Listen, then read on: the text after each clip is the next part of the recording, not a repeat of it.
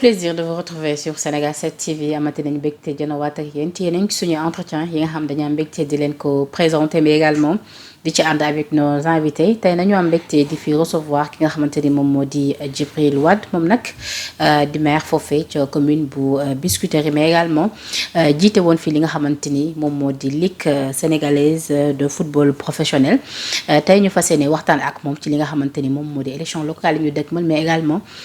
taxaw seetlu ci li nga xamante ni loolee la jot a jëmmal foofee ca commune bu Biscuiterie mais également élection locale yi ñu dëkkmal en 2027 la ca nar a nekk taxawaayam ci wàllu actualité également ñu fas yéene àtt ak moom ci li nga xamante ni moom moo di les dossiers de justice ak yeneen ponk yu gën a fës notamment le dossier Sonko Mame Mbaye Niang teewaay également le premier tout à l'heure ce matin ñëpp ngeen teewee ko foofee ca école de police nationale am naa mbégte la joon ak yow monsieur Wade. madame Diop maa ngi lay nuyu di la gërëm di la sant. di rafetlu jotaay bi di kontaan ci invitation bi. di kontaan aussi ci ma ñëw fii Sénégal 7 parce que maa ngi ñëw pour la première fois. mais j'ai découvert des choses extraordinaires. J'ai vu que seen lii c'est vraiment large. am na espace am na lépp et que vraiment c'est bien fait. et kontaan aussi ci monument bi de la Renaissance bi nga xam ne moo nekk sama droite. papa yaay doom. nga xam ne œuvre ak réalisation maître Abdoulaye Wade la woon di sama mentor di sama lépp. et di leen nuyu di nuyu tous les fidèles téléspectateurs yi nga xam ne ñoo leen di suivre ci Sénégal ak ci diaspora bi yëpp. alors bu ñu taxawee ci commune bu mairie commune bu Biscuiterie bi nga xam ne yaa ngi ko jiite d'ailleurs lu ñu ci mën a jàpp ci lu nga xamante ni yow bi nga ñëw ba tey jëmmal nga ko fa. waaw Biscuiterie yi dama fa ñëw à l'âge de 3 ans. juddoo Fanok mais ba ma fa ñëwee ba léegi fa laa jàngee école Biscuiterie jógee fa jàngee lycée Van Vollenhoven après dem lycée d'application de jaar université de Dakar. commencé chômer liggéey.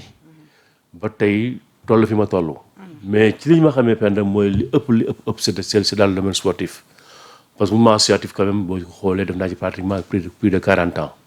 maa ngi teggi sama tànk ndànk loolu moo tax fi mu nekk ni nekk ruma sax président de la Ligue sénégalaise de football professionnel.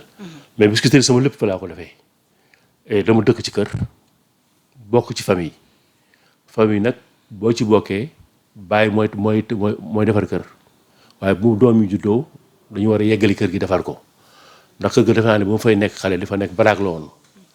samay mag yi nga xam ne ñoo ma jiitu parce que je suis une famille ba nga xam ne ci góor ñi maa ci gën a nekk xale mag ñi kam teg nañu defar nañu kër gi te tabax nañ ko waaye man bis bu mu jotee kër googu nga xam ne kër bàyyi la kër yaay la teg naa fa ay immeuble teg fa ay étage loo xam ne muy sama wàll ba tey ma dëkk fa tey école ba ma jàngee it Penda boobu nekkuma maire de xaatuma woon sama nekk maire. nekkoon naa fa président comité de gestion école boobu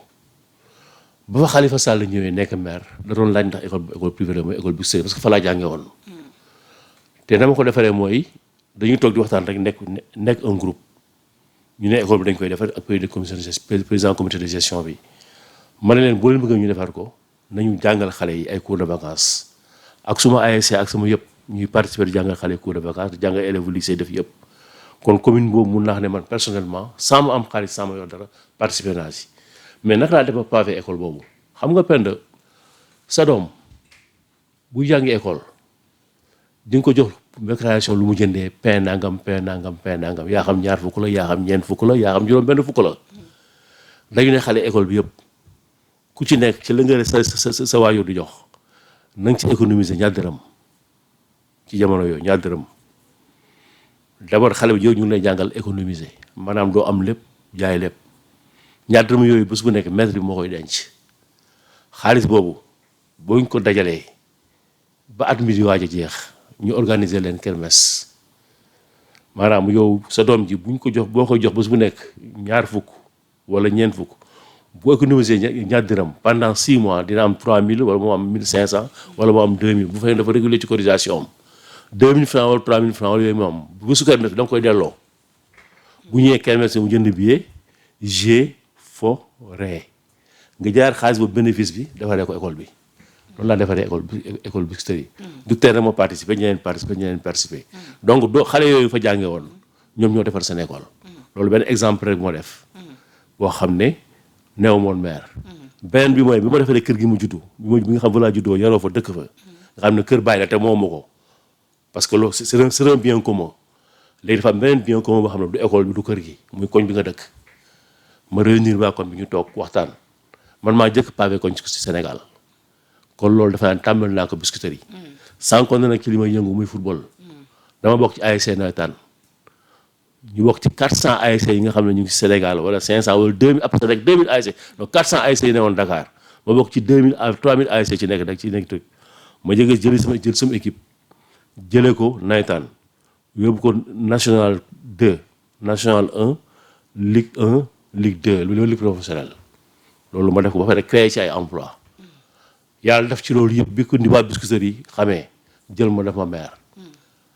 sama programme nag bi ma nekkee Biscuiterie dama ne Biscuiterie sans sable. nga nekk maire depuis combien d'années. ma nekk maire depuis 2019 maa ngi nekk maire remplacé parce que dama nekk adjoint maire ba pare nekk maire mais bi may nekk adjoint mo dama demee sama liste bopp liste société civile maanaam liste waa gox bi ma am ci ñetti conseillers maire ba fa newoon nga xam ne bokkuñu liste bokkuñu dara bokkuñu parti aussi jël ma def ma deuxième adjoint yàlla def mu génn àdduna 2019 ma remplacé ko 2019 fin 2019 2020 2021 2022 ñu dem élection waa gox bi tànn ma ne ma yaay seen maire boobu nag am naa chance nekk maire parce que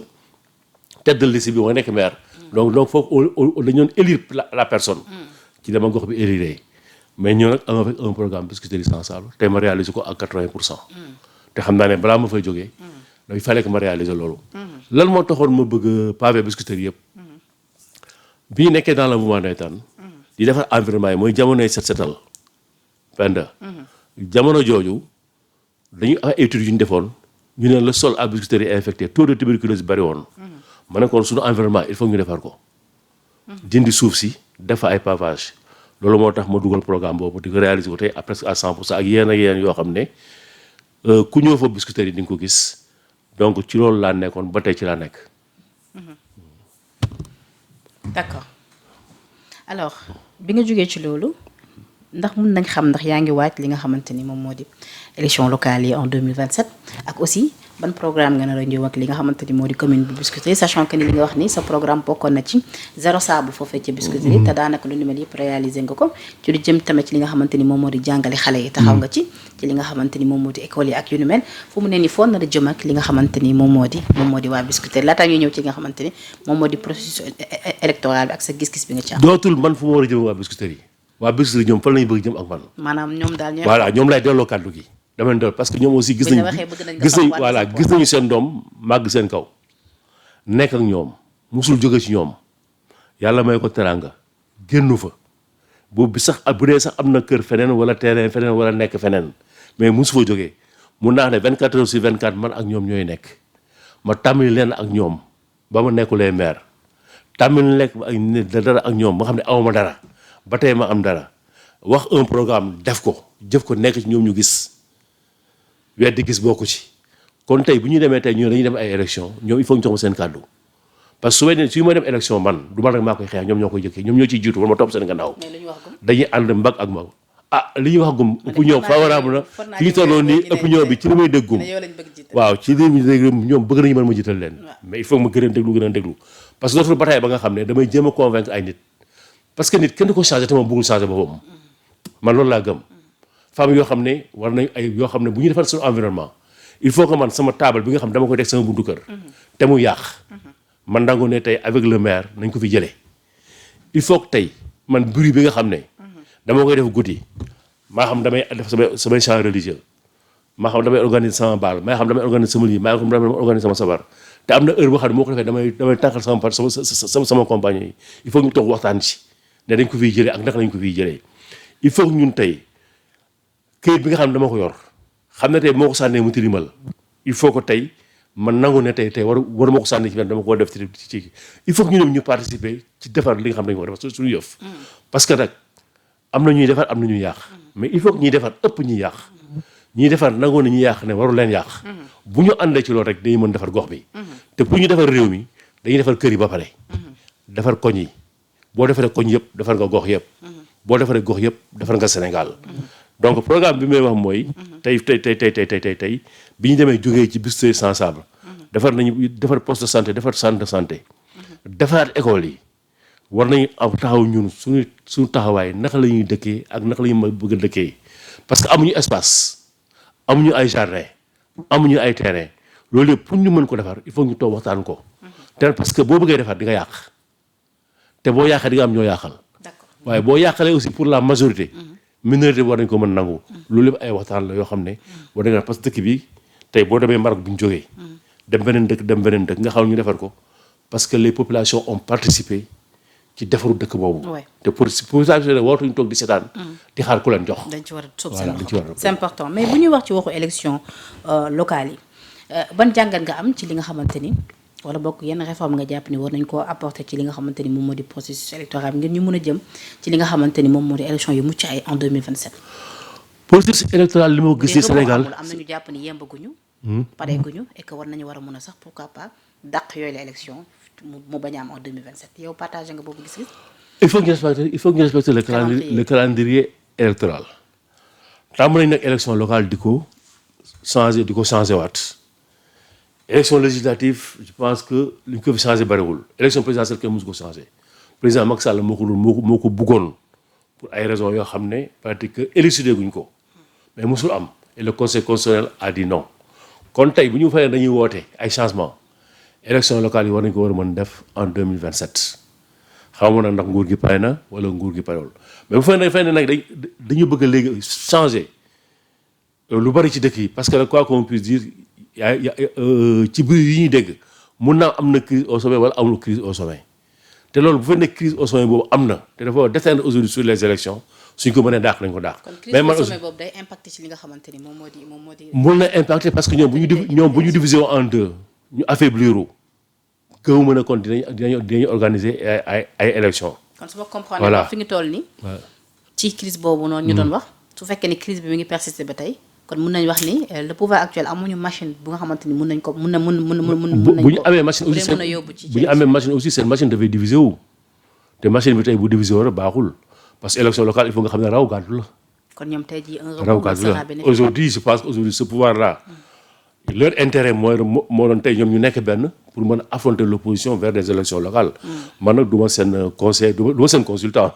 mais je veux dire en tant que maire. voilà maîtriser loolu li nga xam moo di processus électoral bi ak yu ni mel. kon tey jii ce pouvoir actuel là. report doon na bénéfice ci ñoom. waaw actuellement pouvoir actuel voilà continue de la situation bu dee situation dëgg la. parce que aussi man du ma ne dañu xuloo du ma ne dañu juboo du ma wax loolu parce que man damay dafa am lu may comprendre le combat politique ak le jeu politique. des fois les gens peuvent faire mën nañu wane que ne combat la ñuy def fekk def ñu combat ils sont dans un jeu politique loolu mun na leen permettre aujourd'hui ñuy wane dañoo xuloo fekk xuloowuñu dañuy dem nii rek parce que tey Diomaye mu ngi organiser benn tournée am. premier ministre Ousmane Sonko mu ngi organiser benn tournée am ñu ngi occuper la scène politique. opposition bi ñu ngi toog organiser gooñu mun nañu def loolu diviser wu nii. ku nekk dem fenn après bi ñu paree ñu rassemblé wu. xamul lu ñu ciy def. donte ne nag gis nañ ci diggante bi ci opposition bi. pàcc bi nga xam ne commencé nañu booloo. entre camp wu Amadou Ba ak. Serigne Bosso opposition fu ñu toll nii moom booloo moo leen jig pour le moment. moom booloo moo leen jig mais pouvoir bi diviser wu baaxul si ñoom mais division aussi ñoom mën nañu ko créer mu nekk un jeu. ba nga xam ne dañuy parce que fi ñu toll nii dañuy nekk ci benn situation ba nga xam ne ñoom bi ñu jël pouvoir bi ñoom bi ñu koy jël. il n'était pas prêt xam nga Abdoulaye Wade def na 26 ans d'opposition penda dugg dans le gouvernement lu Diouf génnaat am ay ministres yu mu dugaay la woon am lu mu jàng moom sans compter moom nekkoon na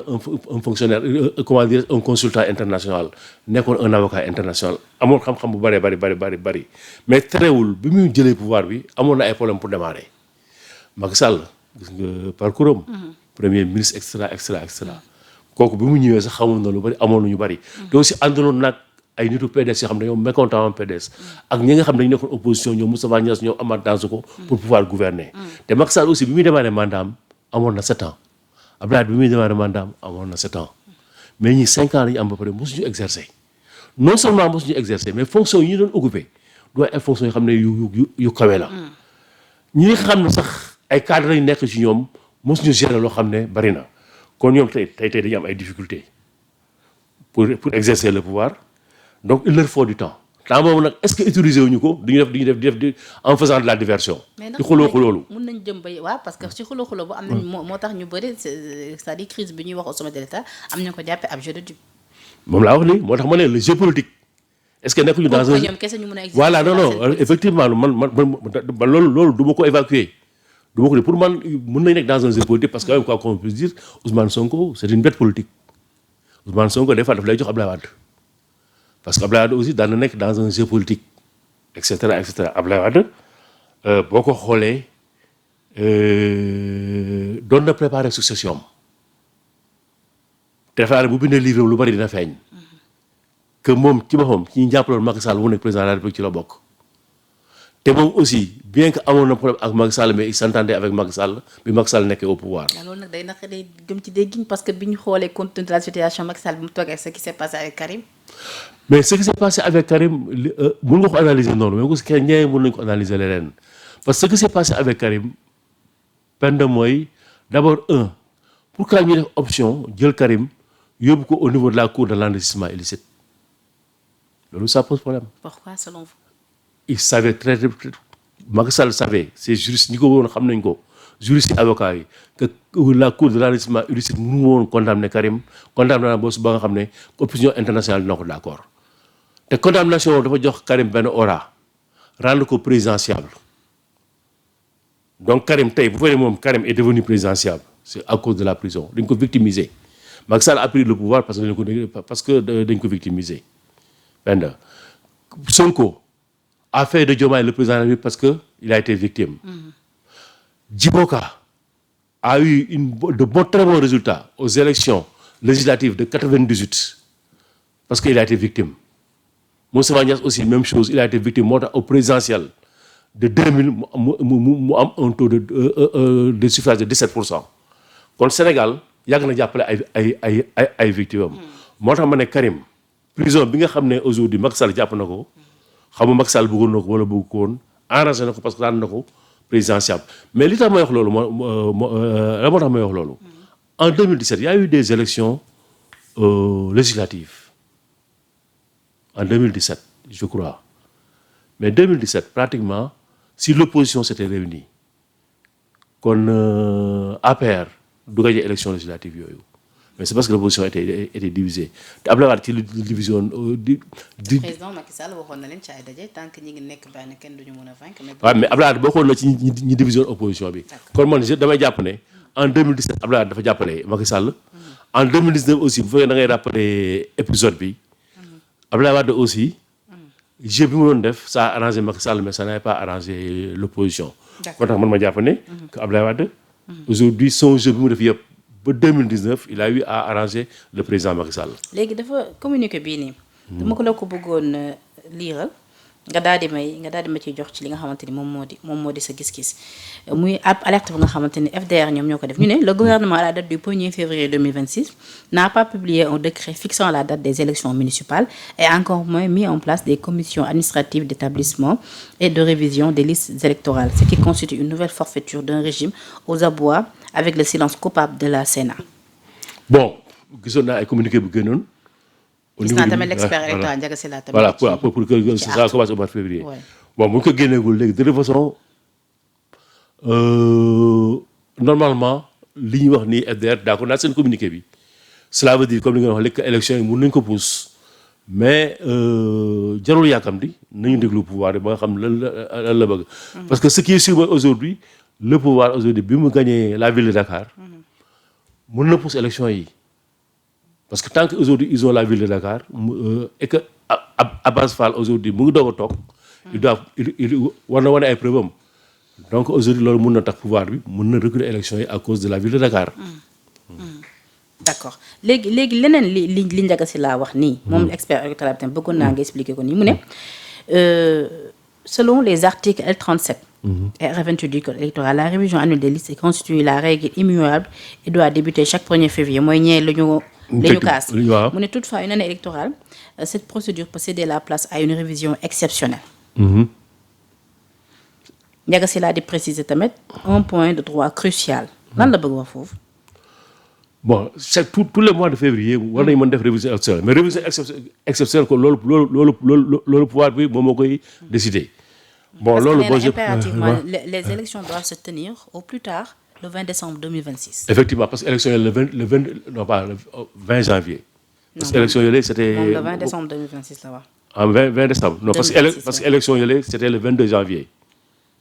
C'était le 22 janvier 2022 la ñu defoon élection. Et puis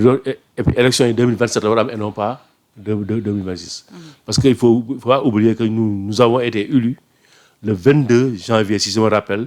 2022. nee na aussi 5 ans après. nee na aussi tamit le parti politique Pastef ne devrait pas communiquer à la place lu nu mel du li nga xamante ni bokk na ci ay prérogatives. Non, ko ministère de l'intérieur moo ko def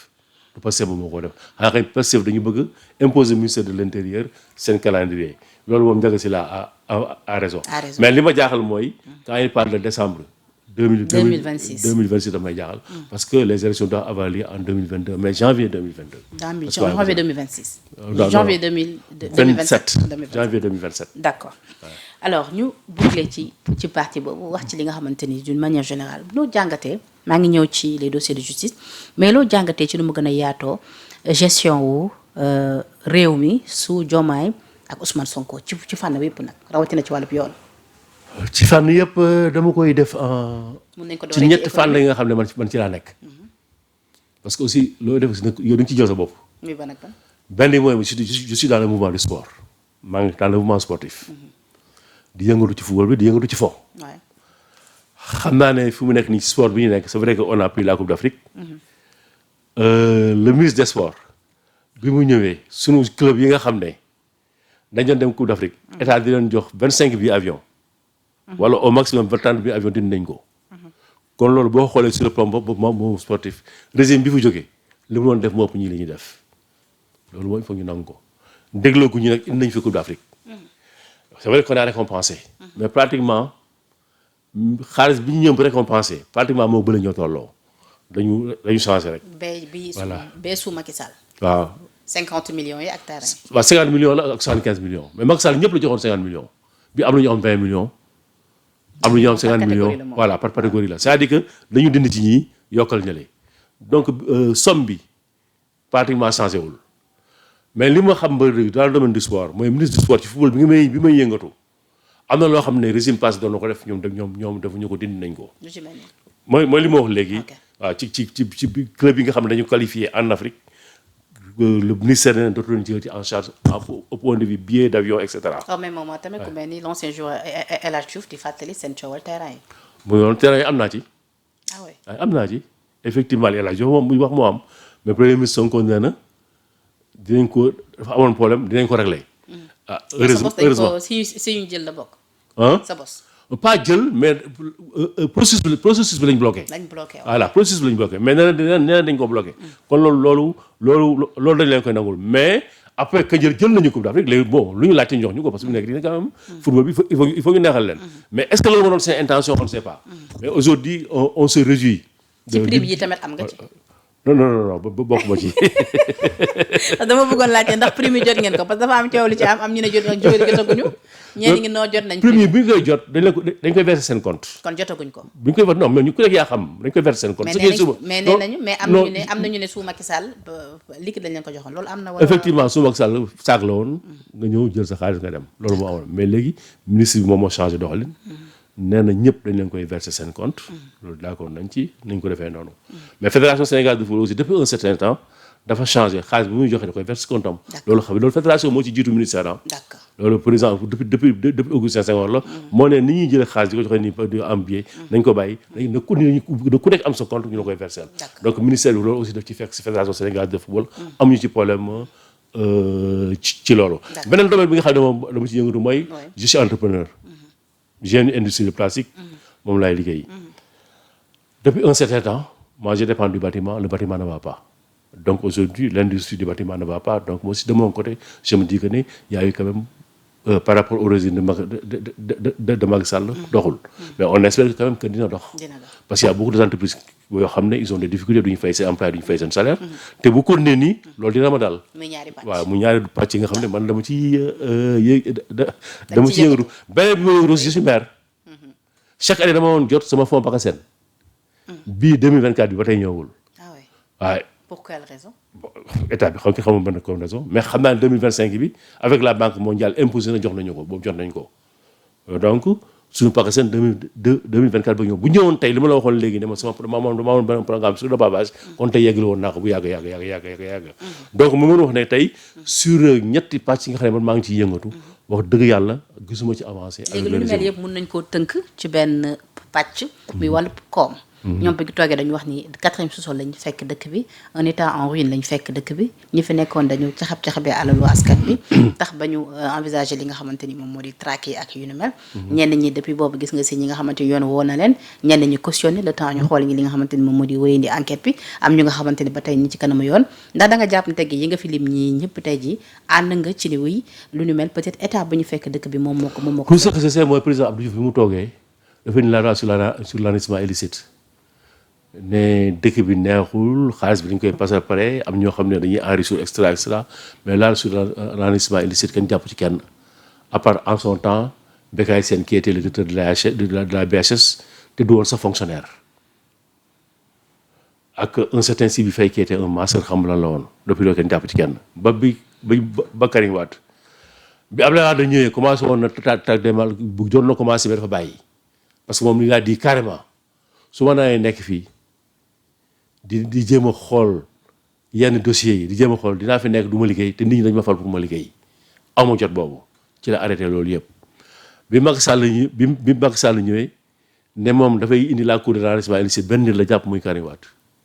donc loolu am ñoom ñoo wax aussi ba léegi jàppaguñu benn ministre jàppaguñu kenn ku mës a gérer ñi ñuy jàpp ñëpp ils sont dans le secteur privé penda ba fi mu nekk nii aussi ñi ñu jàppoon ñëpp aussi ñu leen di bàyyi benn par benn kon lii aussi dafa mel ni dafa nar a fekki yële yëpp donc man je pense que sëriñ la li ñu war a def mooy mais bu ñu ko fekkoon 4e sous-sol dañuy wane ne gars yi que ne li fi nekkoon te Macky Sall bekk fa dañ def lépp loolu il faut qu'il travaille à ce que ñu développer ce pays là yoon yaa ngi fi route yaa ngi fi y a beaucoup de choses à faire y a l'agriculture y a d'autres il faut que ñu wane dara mais fi mu nekk nii encore ils ont perdu 2 ans waneeguñu dara boo leen waxee ñu ne ñu ngi fay fonctionnaires yi c'est vrai que ñu fonctionnaire ça c'est une très bonne chose mais loolu rek moo yore dëkk. D'accord. kon tey aujourd'hui 4e sous-sol 5e sous-sol Sénégal du ñu jugé ci loolu Sénégal dañu leen jugé par rapport ak li ñu fi bàyyi ak li ñu fi jëlee ñoom lan lañ ci dolli ak lan lañ fi indi lu bees. d'accord loolu moo ci am importance. d'accord ci wàllub yoon noo gisee tamit doxalinu régime bi ci li nga xamante ni jëm na ci wàllu justice parce que tout le temps dafa nekk baat bi ñëwaat mu mel ni baat boobu soxal na leen loolu rawatina ki nga xamante ni moom moo di le premier Ousmane Sonko ak également sortie yi muy faral di def jëmale ko ci ñi nga xamante ni ñoom ngi di magistrat ak yu mel donte ni tout récemment gis nañu comité exécutif bu magistrature dem seeti ji ko mais également bu magistrat yi plutôt dem seeti ji ko mais également gis nañ tey mu woon dajaak ñi nga xam ñoom ñoo di greffier yi. Bon, le premier ministre Ousmane Sonko il faut xam ne moom mooy le premier ministre le premier des ministres moom moo yore ministre de la justice bu justice baaxul moom moo ko war a defar dafa naa ne loolu mooy cëram te boo nekkee sa kër aussi moo am ay problème yu ci nekk doo leen xalab ci mbedd mi benn kilifa kenn du ko yedd ci sur la place publique magistrature baax na baaxul les magistrats ni lañ melul nii defe naa ne ak ku mënti wax it na nga ko wax fa nga xam ne fa nga ko war a waxee jafe ko aussi na nga ko war a joxe surtout nag bu ñu la joxee léegi ne la yow yaa war a defar defe naa ne loolu mooy cëru premier ministre loolu mooy cëru président de la république loolu mooy cëru le ministre de la justice li ma ci xam mooy man ma xam ko man te ma gëm ko aussi mooy Sénégal seen justice gënu ko en Afrique Sénégal seen force de l'ordre et de défense force de l'ordre ak défense en Afrique amul benn bu ko gën donc ñaar yooyu Sénégal foog ñu xam ne ñaar yooyu am nañ ko parce que loolu mooy la République du Sénégal loolu moo téye démocratie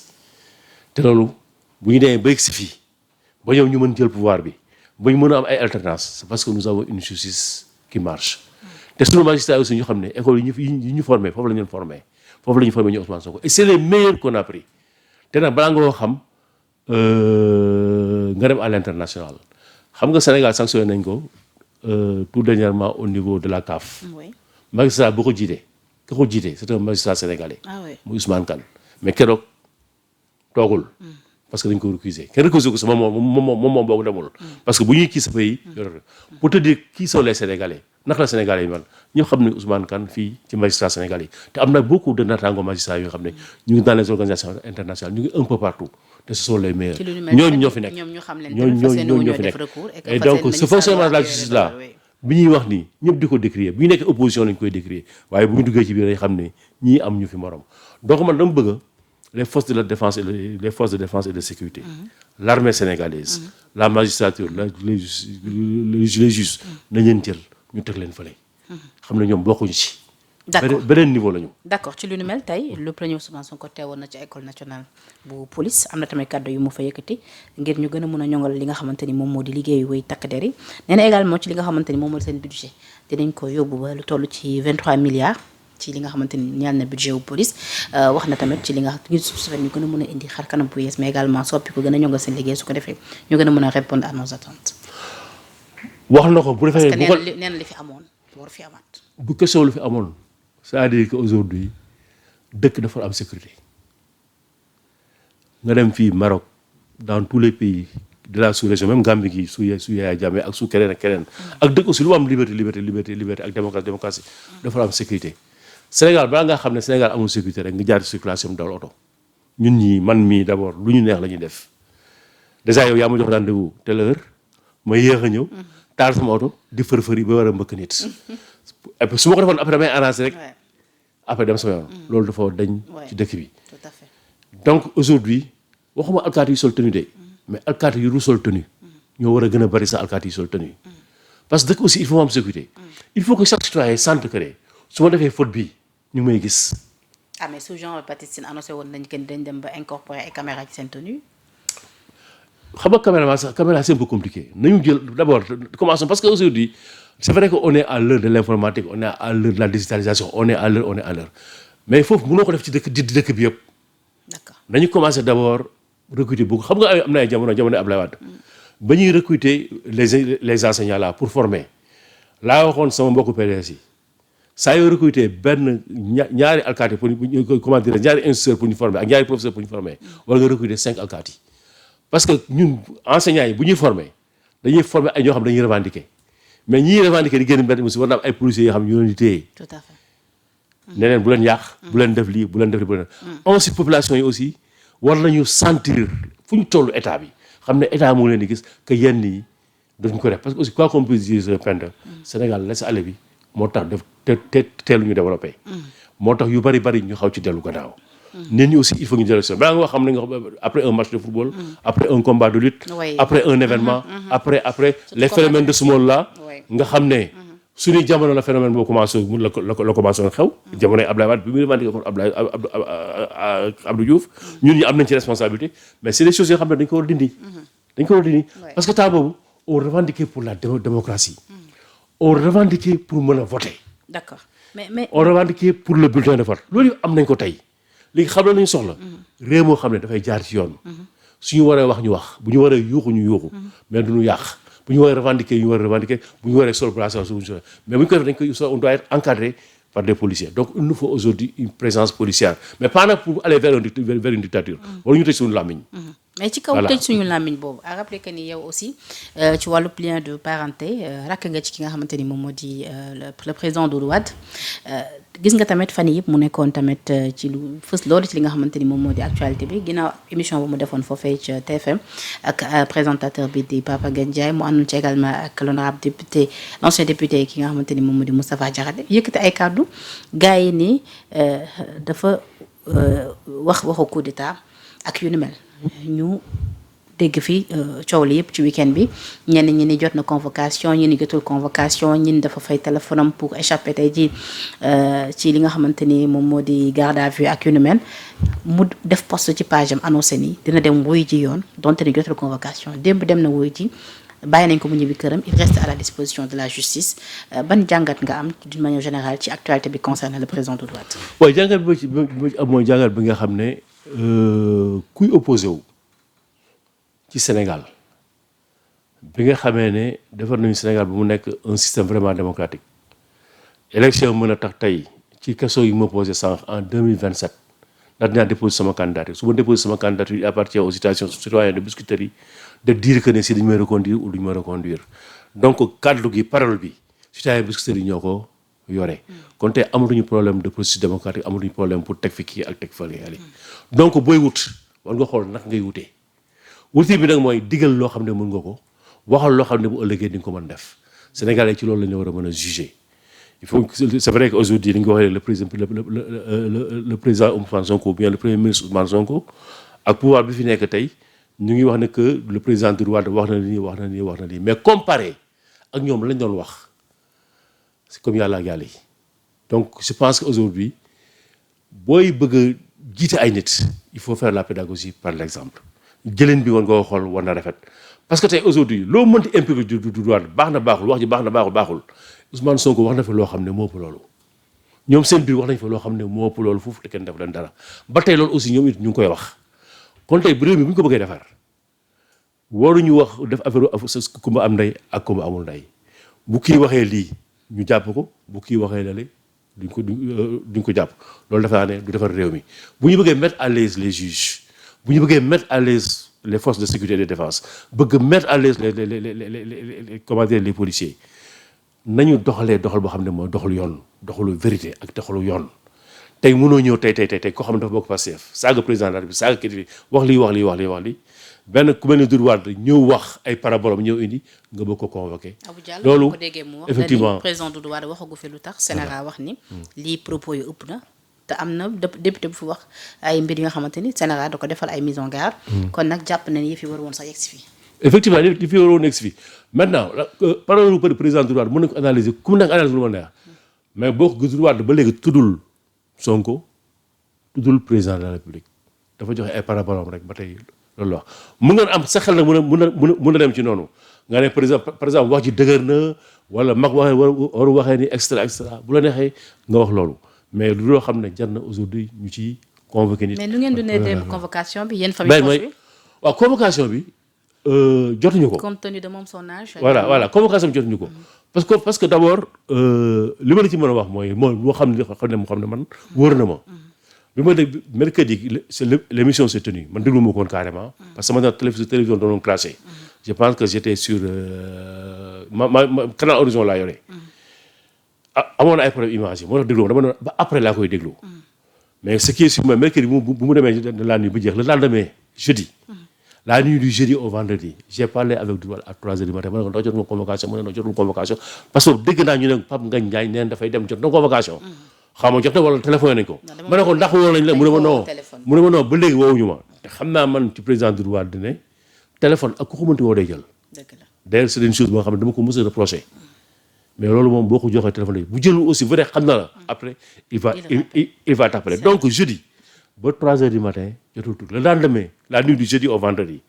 le lendemain Doudou Wade je pense que Bachir Fofana je crois que je ne connais pas je l'ai entendu dans une émission xaw ma jàkkaarloo la xaw ma Ndoumbelane. est-ce que c'était sur Ndoumbelane. Ndoumbelane je pense dans une émission mu wax le train de vie de Doudou Wade noonu mu waxee noonu la demee bu yeewoo le matin dem na jàkk ja après werd wër foofu ba 7h buy génn du génn téléphone am et cetera je pense que en ce moment là la gars yi ñëw këram xam après ñu def après moom parce que week-end bi Doudou Wade il a plusieurs familles il est seul tey mu ñëw vendredi week-end bi mën na ko passé yow sa kër ba nga nekk doomam ba kër frère am et cetera voilà ce qui s'est passé maintenant la convocation est venue chez lui n'est pas venue chez lui objectivement les gens n'ont pas laissé de convocation mun naa aussi gisuñu kuñ ko jox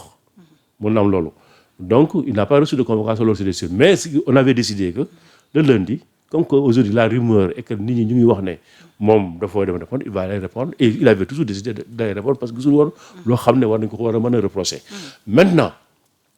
leçon bi nga xam ne moom lañ ciy tiré mooy que gouvernement bi il faut ñu xam ne avant ñu jël pouvoir bi wax nañ fa lu nekk def nañ fa lu nekk il faut ñu taxaw expliquer loolu ne loolu jeex na demander pardon aux Sénégalais ne léegi à partir de maintenant plus jamais ça bu ñu ko defee rek ba nangu loolu ne dans une république am na loo xam ne waroo ko wax bu ñu ko waxati ni ñu ko defee ñun waxoon nañ ko démb war nañ ko xam nga Abdoulaye defoon na ko fi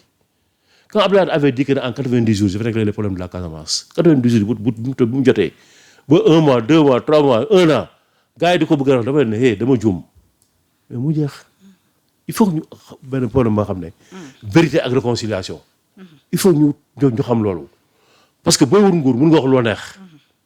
mun nga jëfe loo neex mais boo confronté wu à la réalité du pouvoir am nga loo xam ne am na loo xam ne yaa ngi ko doon def xam nga ne li baaxul da nga koy dindi teg ko fa teg ko fële. xam nga tey l'épisode de l'assassinat de Maître Sèye ñun PDS ñun Abdoulaye Wade daf ñu topp ba léegi mu neex mu neex def nañ ko defuñu ko daf ñu topp ba léegi. y a des choses que nous avons fait en 88 xam nga maa ngi lay wax sànq le phénomène du small là. bi ñuy def appel à mbéy c'est un phénomène boo xam ne ñun ñoo ko génne en 88 après les meetings de Abdoulaye Wade mais daf ñu topp ba léegi mu topp dëkk bi donc il faut avoir le courage et la vérité de dire ce qui n'est pas bon et ce qu'on avait fait qui n'était pas bon en s'opposant ba nga xam ne opposants yi di ñëw mais aussi nga may leen aussi la latitude ñu critiquer ñu wax seen wax ci télévision yi ñu wax ak yéen wax ce qui ne va pas ñoom ñu wax loo xam ne si mën na nekk ak lu mënul nekk tant que yegguñu foofu populisme amul dañu mën développer dëkk bi mais bu fi on fait du n'importe quoi on critique n'importe comment on fait du n'importe quoi dañuy tourner en rond rek mais duñu avancer. Ça commentaire également sur deux sujets d'actualité yu rattaché avec la justice mu ñeel l'affaire Madiambal Diagne bi nga xamante ni ci lu ñeel extradition délibéré bi ñu ngi koy xaarandi ca cour d'appel bu Versailles le 3 mars. tey nag Madiambal ki ba mu génne tamit janoo na ak askan bi wax na ci ponk yu bëri ci lu ñeel li nga xamante ni moom moo di cette affaire. waaye dans cette affaire là aussi mu ngi noonu mooy li ñuy wax léegi rek fenn di ci wër-wërlu la vérité est que aujourd'hui ñoo xamal nañu Madiambal mais Madiambal aussi xamal na leen kon lépp il faut ñu toog ñoom ñu négocier ils ont laissé la dame à Madiambal ils ont laissé son fils ils ont retenu benn sëriyam amul sens pourquoi ñu bàyyi doomu Madiambal pourquoi ñu ko doon jàpp est-ce que dafa am ay négociations est-ce que donc ku ci nekk yow xamal nga sa morom li waa ji waxoon rek je te connais tu me connais on se tait ñu bàyyi nag ba nga xam ne loolu dootu amati donc aujourd'hui Madiambal Diagne le 3 la est-ce que dañ ko extradé wala duñ ko extradé mais lan moo tax Madiambal Diagne dem bu ñu ko doon extradé qu'est-ce qu'il va dire qu'est-ce qu'il va faire nañ ci ñaan yàlla musul ci loolu. On n'a pas besoin aujourd'hui ñuy génne fi loo xam ne soxlawuñu ko tey li ñu fa war a mooy faire ce Sénégal là defar Sénégal là il faut que pouvoir bi xam ne ñoom yoruñu le monopole de la vérité yoruñu le monopole. li ñuy wax naan jubanti ils n'ont pas ce monopole là les Sénégalais sont là yoo xam ne dañuy jubal te kenn xamu leen et ils sont dans l'ombre donc fii loo fi mënti wax la nit rek mu ngi ci yow li ci Abdou wax naan nit ki da koy xool sa bopp ayib yi nekk ci moom mu ngi ci yow boo xoolee yow say ayib rek ayib nit ki di nga ko mën a muñoon xool na koy corriger xool nooy wax ak moom mais du joxoñ baaraam toujours nit ki te alors que yow miy joxoñ baaraam am na loo xam ne mu ngi nekk ci yow moo ëpp te nit ñi xam nañ ko te ñu ngi noppi kon moo tax aujourd'hui affaire Madiambal Diagne on a dit que ne c'est le 3 dans un mois tubaab bi ñu ngi wan un exemple de justice état bi def na ay déposition Madiambal def na ay déposition kenn xamul lu ñu wax on va rendre un verdict si aujourd'hui Madiambal Diagne kenn extradé wu ko qu'est-ce qu'ils vont faire? Ils vont entrer en négociation avec lui. Qu'est-ce qu'ils détiennent? Qu'est-ce qu'ils ne détiennent pas? Eux, qu'est-ce qu'ils détiennent sur lui? Qu'est-ce qu'ils ne détiennent pas? Ils ont détenu des choses que Madiambal Diagne biñ ne def ko jaawale ak beneen kër ba yàq na ko extra. Tout ça c'est des choses yoo xam ne war na mën a bañ a am. Donc aujourd'hui Sénégal nañu toogaat xoolaat la situation ku nekk xool sa bopp te ku nekk xoolee sa bopp rek dafa ne dañu war a mën defar réew mi. D'accord. Balaa ngaa xool keneen. L'affaire Sonko Mame Mbaye Niang à travers ses avocats qui réclament maintenant tey une somme de 500 millions soit moitié li nga xamante ni moom moo di milliard. nee na tamit terrain yi si diggante bi Sonko daf ko jël soppi ci li nga xamante ni moom moo di tur yi. def ko ci turu ñeneen te lu ni mel mu ne dañ koo jàppee ab fraude. bon moom moo waxoon ne Sonko amul kii yu bari ay biem ñu ngi fii. Bon, da ko changé wul je ne sais pas si da ko changé si aujourd'hui Mame Mbaye Niang peut apporter les preuves ce serait une bonne chose parce que Sénégal aussi muñ ku nekk war nga mën taxaw ne dama set mais dama set kenn du ko wax dañ la koy waxal moo tax sax bi nga ma laajee ma ne la ndax da ngay nekk candidat wala tu es un bon candidat ma ne waa Biscuiterie ñoom ñoo ci xam dara et ça c'est partagé gis nga ku dagg sa bopp rek da ngay set ki lay rek nag moom mooy xam sa tilim. D'accord. Kon aujourd'hui sur affaire Madiambal Diagne ak Ousmane Sonko mooy rejoindre rek affaire Mame Mbaye Niang des fois bu ñu jël nit ñi des fois dinañ prophétiser dinañ teg foo xam ne aussi yegguñu fa. Parce que yegg fenn du ci ay wax ci jëf la boo ko jëfee rek nit ñi xam ko. d'accord alors ci tàggat yaram la ñuy daanele bu ñu dellusiwaatee ci Coupe d'Afrique bi noo jàngatee communiqué bi jógee ci fédération bi leeral ni fas yéene wu ñu jébbal ab recours ci li nga xam moo di sanction wu CAF yi dañu fas yéene sàlloo ak moom mais également gën a ñoŋal li nga xamante ni moom moo di taxawaay ak salaire ki nga xamante ni moom moo di l'entraîneur di Pape Thiaw. fédération bi Penda dafa jox exemple les politiques ni ñu yoree fédération dafa wan ne politique noonu la ñu yoree réew du ci ay xuloo ak ay xeex lañ koy yoree. mais am na ñuy joxoñ baaraam tuuma fédération bi dañuy politique de surtout coupe bi ñu jël dem yóbbul ko après le premier ministre Ousmane Sonko. non premier ministre Ousmane Sonko premier ministre Macky Sall premier ministre Penda tout ça c'est nos autorités nga ànd ak ñoom ak nga bañ a ànd ak ñoom bu ñu demee wuti raaye ñoom ñoo jël seen ay pàcc dénk ñu ñun ñu liggéeyal leen waaye ñun dénk bi ñu dénk suñu ay morom ñoo ñu dénk ñun ndax club yi président de club yi ñoo réunir ne dañu fal Ablaye Fall. président de club yi ñoo réunir ne dañu faloon Augustin Senghor li ma lay bëgg wax ne ñoom war nañ jël exemple ñun mooy diggante transition yi am diggante Augustin Senghor ak Ablaye Fall. Augustin Senghor bi nga xam ne dañ ko fal en 2009 bàyyi ko mu liggéey jox ko temps mu liggéey moo indi tey Coupe d'Afrique bi ñu jëloon en 2022. may ko jàmm aussi ñun président de club yi jàppale ko bi mu jotee aussi ñu ne ko Augustin da nga war a dem. dañ ko ne ci ay teggin da nga war a def Ablaye Fall moo lay remplacé mais Ablaye Fall bi nga ko remplacé ci biir système bi la bokk moom it mu continuer liggéey bi nga xam ne Augustin Senghor moom la doon def waaye ñëw ci lu bëree bari mais dafa am silu boppam ci biir aussi loolu Augustin Senghor dafa jël Aliou Cissé may ko jot ne ko liggéeyal Aliou di liggéey def ay erreur di rectifier ba indi ñu Coupe d'Afrique en 2022 loolu liggéey boobu moo indi tey yegg ci mbartal mi ba nga xam ne tey affaire bi da nga koy téye muy wàcc rek moo indi résultat yi am nii ba Sénégal yëpp di ko coow Afrique di ko coow monde bi yëpp di ko coow moo tax ma ne war nañ jël exemple ci fédération sénégalaise de football ci nu muy doxalee moo indi fédération sénégalaise de football aussi bi mu nekkee biir CAF ñu minoriser ñu gën a jëlee fi Augustin Senghor pour teg lu ñuy teg mooy lii ñun gisoon nañ ko que Maroc yoon bi mu jaar nii ak li mu def nii ba arbitre yëpp faral ko ñëpp faral ko tey ñun gisoon nañ ko bu yàgg doon ko kaas ba tey moo ñu jël ñu fa mais nag combat bi jeexagul de ce combat de la CAF là ça va continuer mais en toute démocratie on va essayer de convaincre nos autres pairs pour ñu xam ne ñun ñoo nekk ci dëgg mais dëgg bi nag mu ngi doog a feeñ ci jour final bi les Nigérians ont subi ça ñeneen ñi ils ont subi ça mais ñun bi ñu ko subiree dañ ko révolté wu ci biir révolté wu wane à la face di wane ne lii normalul ma ne koy reculer arbitre bi reculer ñëpp reculer waaye yëpp yàlla def ci dugal ci loxoom waaye ñu dóor penalty bi suñu góol bi jàpp ko. fu Marocains yi demee ba attaqué décision bu CAF bi jàpp ne ñun aussi tam war nañ ko attaqué wooyu foofu mais parce que le Maroc mais ñoom dafa mel ni yëf yi ba tey mënuñu ko digérer parce que gis naa ñu ne même afro basket bi ñu war a organisé dañ ko. Maroc c'est normal. dañ ci renoncé. Maroc c'est normal dañu frustré wu maanaam dañu xul na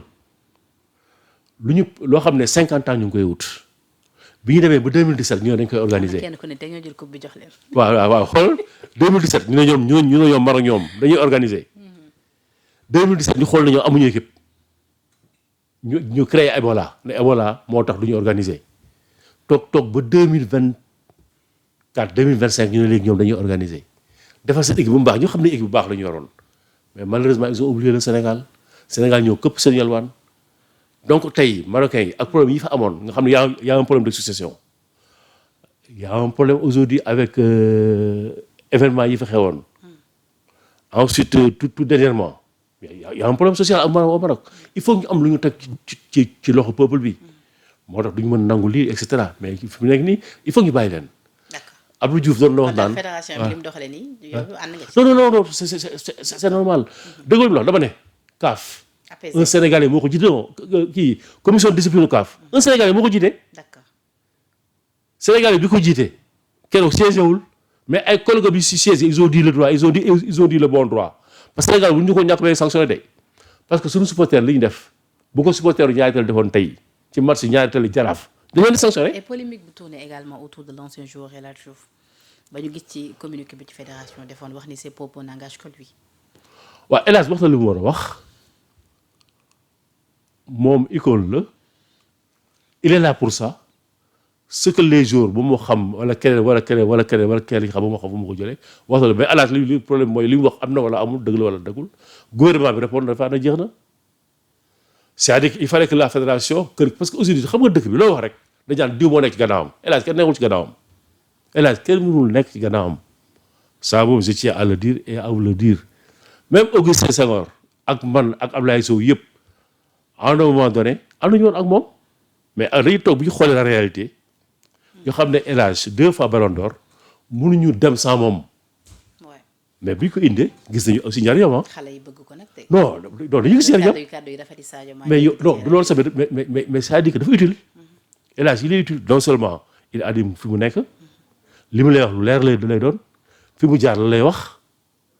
match yi li mu lay wax dafay tëgg ba pare xale yi gëm ko donc ku mel noonu ba pare rek mu nekk quelqu'un comme qui est très généreux il est El Hadj extraordinaire El Hadj toujours day fàtte boppam mais li mu El Hadj def di wax ji mu wax nii mais def na ko moog Iliman Ndiaye son collègue Iliman Ndiaye benn jour bu ne en 2002 non pas Iliman Ndiaye kii Ndiaye un autre Ndiaye là j'ai oublié le nom mais ça va venir dañu dem ñoom ñaar test en France ñu jël ko bàyyi kooku mu ne noonu lañu jël kooku ñu jël kooku El Hadj wutiwaat ami pour te dire comment El Hadj est El Hadj c'est la générosité maintenant nag quand il tient des propos aujourd'hui yoo xam ne nit ñi mën nañu ko interpréter leneen te loolu ça n'engage que li fédération mën na def benn excuse ne ñoom El Hadj la engagé. d'accord waxtu bi jeex na. parce que yaa ko wax léegi. yaa ne Ablaye Sow dafay politique dañ ko jiñ feneen kii nga ne kii dañu jiñ feneen et tout ça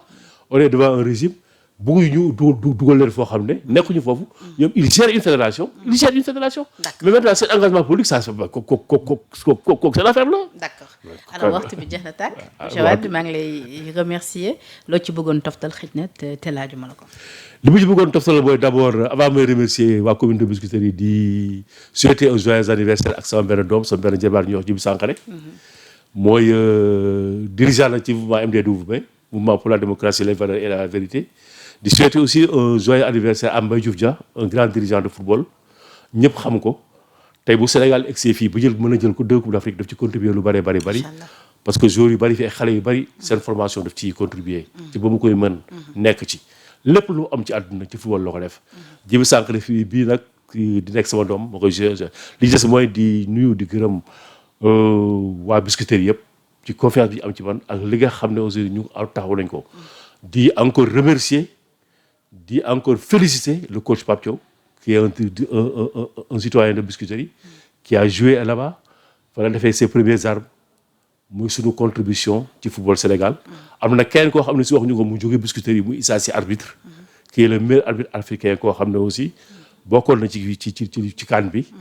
et bu fekkee ne tey joxuñu ko final bi wala joxuñu ko match yi c'est parce que Sénégal dafa qualifié. D'accord. donc dañuy ñaan yàlla ñu koy bàyyi jox final sax parce que dañuy bëgg toujours Sénégal di qualifié. parce que bu Sénégal di qualifié arbitre sénégalais yi. kenn leen mën a gis. loolu daal laaj doon dolli. ma di la gërëm di la sant bu baax a baax ci invitation bi jox émission bi gaaw na lool. mais on a fait 1 heure d'émission. merci beaucoup je l'ai pas senti. oui kontaan naa lool wala la tout en espérant que ni bi du nekk suñu mujjantalu daje et que incha allah rabi fii ak ñu dëgmal élection locale yi dinañ amal yeneen plateau dinañ fas yéene tamit topp information yi vous concernant ci li nga xamante ni mooy nekk bëgg-bëgg waa Biscuiterie ci ndax di nga bokk ou pas ci jangante yu 2027 yi élection locale yi su fekkee ni yooyu l'élection dina am ci en 2027 en tout cas ñu ngi lay remercier ci wuy si bi nga wuy si suñu invitation Djibril Wade a rappelé que ni nag moom mooy maire commune pour Biscuiterie mais également jiite woon fii fédération sénégalaise professionnelle de football tey moom lañ doon waxtaan ak moom waxtaan nañ ci politique bi waxtaan nañ ci élection locale mais également waxtaan nañu ci wàllu tàggat yaram rawatina football bi di remercier tuuti Meng moo nekkoon ci machine bi la rédaction de Sénégal 7 jërë ngeen jëf